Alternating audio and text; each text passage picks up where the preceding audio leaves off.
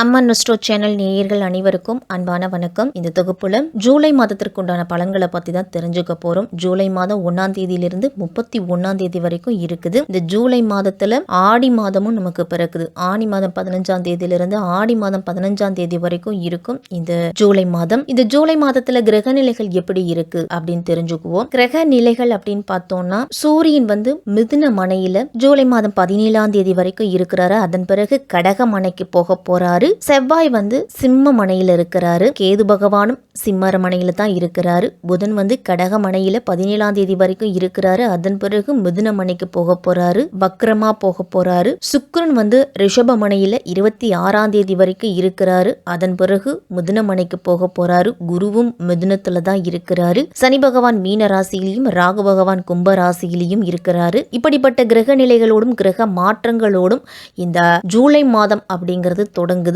இந்த ஜூலை மாதம் ஆனி மாதம் 17ஆம் தேதி செவ்வாய்க்கிழமை மிதுன லக்கணத்திலையும் திருவோண நட்சத்திரத்திலையும் நமக்கு பிறக்குது. இந்த ஜூலை மாதத்துல எப்படிப்பட்ட பலன்கள் கிடைக்க போகுது அப்படிங்கறத நம்ம விரிவாவே தெரிஞ்சுப்போம். கடகராசிக்கு இந்த ஜூலை மாதம் எப்படி இருக்க போகுது? இந்த ஜூலை மாதம் கடகராசிக்கு எதெல்லாம் சாதகமா இருக்கு, எதெல்லாம் பாதகமா இருக்கு? இந்த ஜூலை மாதம் முழுவதுமே சுக்கிரன் சாதகமான இடத்துல செஞ்சிருக்கிறாரு. உங்க ராசிக்கு 11ஆம் இடம்னு சொல்லக்கூடிய லாபஸ்தானத்துல ஜூலை மாதம் 26ஆம் தேதி வரைக்கும் செஞ்சிருக்கிறாரு. அதன் பிறகு 12ஆம் இடம்னு சொல்லக்கூடிய விரயஸ்தானத்துக்கு போக போறாரு. அப்ப மூத்த சகோதரர்களால ஆதாயம், சொத்து சம்பந்தப்பட்ட விஷயத்துல லாபம், திடீர் சொத்துக்கள், நகை, வாகனம் வாங்கக்கூடிய யோகம்லாம் இருக்குது. கடகராசிக்கு குடும்பத்தில் உங்களுடைய பேச்சுக்கு செல்வாக்கு அப்படிங்கிறது அதிகரிக்கும். வருமான தடை அப்படிங்கிறது நீங்க போகுது. வரவேண்டிய தொகை அப்படிங்கிறது கிடைக்கும். உத்தியோகத்தில் இருந்துட்டு வந்த பிரச்சனைகளும் நீங்கள் எதிர்பார்த்து காத்திருந்த சம்பள உயர்வும் கடகராசிக்கு இந்த ஜூலை மாதம் கிடைக்கிறதுக்கு வாய்ப்புகள் அதிகம். தொழில் ரீதியாக இருந்துட்டு வந்த தடைகள், முடக்கம் இது எல்லாமே விலகி தொழிலில் நல்ல வளர்ச்சி அப்படிங்கிறது கிடைக்கும். மாதத்தின் முதல் 2 வாரங்கள் அப்படிங்கிறது வீண் விரயம் அப்படிங்கிறது வரும்.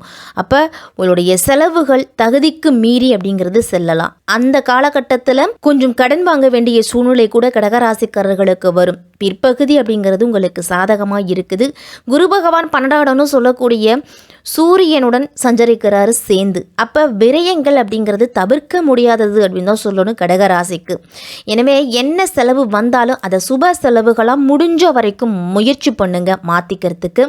2ஆம் வீட்டில் கேது இருக்கிறாரு. செவ்வாய் ஜூலை மாதம் இறுதி வரைக்குமே 2ஆம் வீட்டில் தான் இருக்கிறாரு. அப்போ பேச்சில் நிதானத்தையும் பொறுமையையும் கடைபிடிக்கிறது அவசியம். கடகராசிக்காரர்கள் உங்களுக்கு சம்பந்தம் இல்லாத எந்த விஷயத்திலையுமே இந்த மாதத்தில் நீங்கள் தலையிடாதீங்க. கடந்த சில மாதங்களோடு இந்த மாதத்தை ஒப்பிடும் பொழுதும் ஓரளவு வேலை செய்யக்கூடிய சூழல் அப்படிங்கிறதும் மற்றவர்களை பகச்சு கொள்ளாமல் இருக்கிறதும் நல்லது.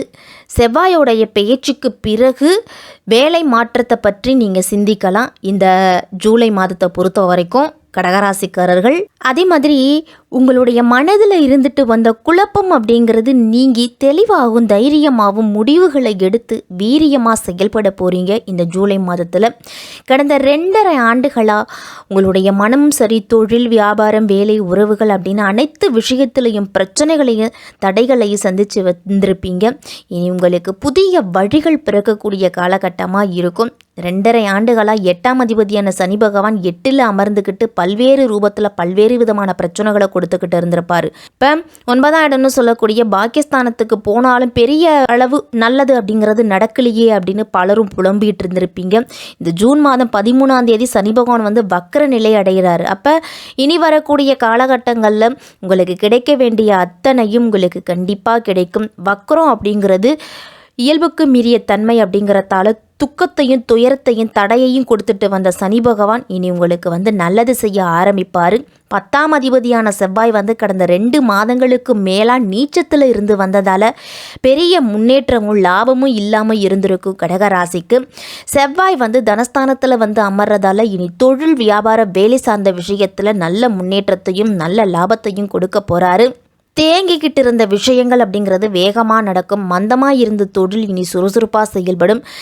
கடந்த 2.5 வருடங்களாக பட்ட அனுபவங்களை வச்சு திட்டமிட்டு செயல்படுவீங்க. அதில் வெற்றியும் லாபத்தையும் காணுறதுக்கு வாய்ப்புகள் நிச்சயம் உங்களுக்கு கிடைக்கும்.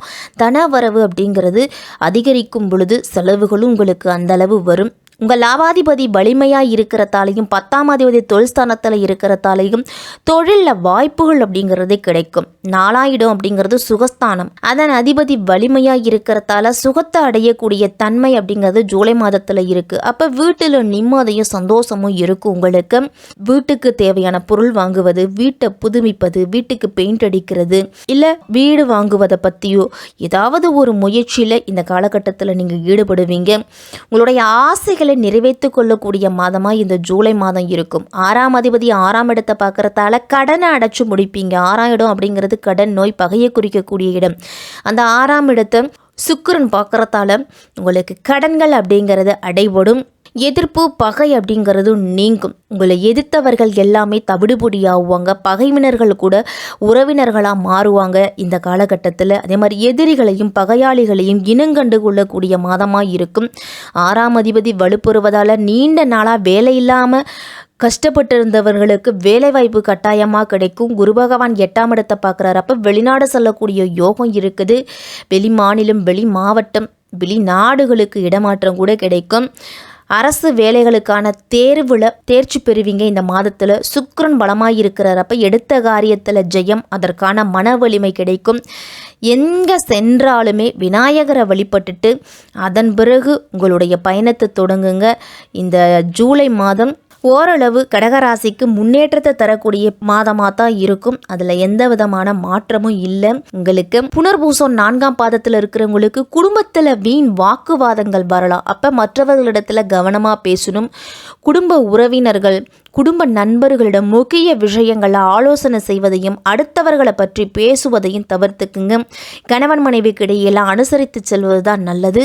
பூசம் நட்சத்திரத்தில் பிறந்தவர்களுக்கும் நீங்கள் எதிர்பார்த்த தகவல் அப்படிங்கிறது தாமதமாக கிடைக்கும். கூட இருப்பவர்களிடம் எந்த விஷயத்தை சொல்லணும், எந்த விஷயத்தை சொல்லக்கூடாது அப்படிங்கிறதுல கவனத்தோடு இருக்கணும். எதிர்ப்புகள் அப்படிங்கிறது விலகும். கடன் பிரச்சனை அப்படிங்கிறது தீரப்போகுது. ஆயில்யம் நட்சத்திரத்தில் பிறந்தவர்களுக்கெல்லாம் உடலில் இருந்துட்டு வந்த நோய் நீங்கி ஆரோக்கியம் உண்டாகும்.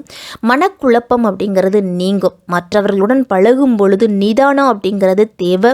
தொழில் வியாபாரம் முன்னேற்றத்திலெல்லாம் நீங்கள் எடுத்து வைக்கக்கூடிய ஒவ்வொரு அடியையும் கவனமாக எடுத்து வைக்கணும். பழைய பாக்கிகள் அப்படிங்கிறது வசூலாகும். வியாபாரம் தொடர்பான பிரச்சனைகள்லாம் உங்களுக்கு இருந்துச்சு, அந்த பிரச்சனைகள் இல்லை, சாதகமான முடிவு அப்படிங்கிறது கிடைக்கும்.